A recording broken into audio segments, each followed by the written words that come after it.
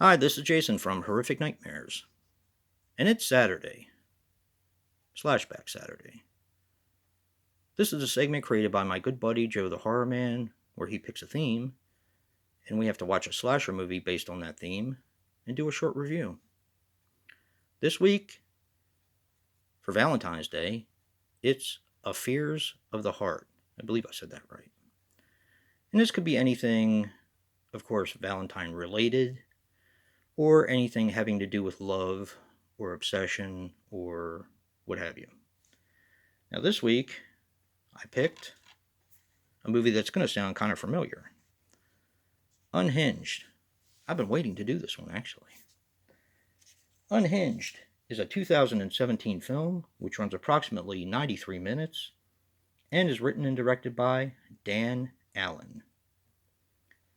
Now, the only thing I could find on him was The Mummy Reborn and a bunch of shorts. This stars Kate Lister as Melissa. She was in The Final Scream and Curse of the Scarecrow. This also stars Lucy Jane Quinlan as Lisa. She was in Blood Cell, Tucked, and Cage. And finally, Becca Hiriani as Gina. She was also in The Final Scream and Foxtrap. Now, like I said, this movie should sound fairly familiar because I just did this one for 80 slashers. This is the remake to the 1982 film Unhinged. And in some ways, it's very similar. But in some ways, it's very different. Now, this one, of course, takes place in the UK, I do believe, where the other one took place in America. This has three girls. Is it three girls? No, it's four girls that are going to a wedding. The main girl, Melissa, is going to be getting married, and her bridesmaids and her maid of honor are traveling through England to get to the wedding. And that's kind of where it has to do with love and everything like that. When they stop at a convenience store in order to get some snacks and supplies, they find a young man who is kind of scruffy looking, kind of dirty looking, and he kind of looks like he's on his last leg. The bride-to-be, Melissa, gives him $20 and, to be a nice person to help him out. He ends up following her out, giving them very odd and creepy looks. And then he starts to follow them. They end up coming across each other again on a road, and he is some kind of psychopath. So they end up killing him because it's 4-on-1, of course. They actually do fight back, and they kill him. They dump him in the trunk and go about their business and get lost. As they're getting lost, they come across this old house where they stop to ask for directions because they are low on gas. So, of course, the difference is in this one, they're low on gas. In the other one, it's raining horribly and they get stuck. Their car gets stuck. So, it's kind of the same, but it's a little bit different.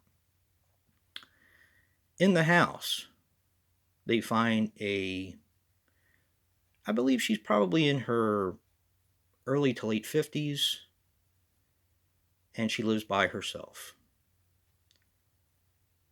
And I believe her name is Mrs. Pearson, I think, if I'm not mistaken.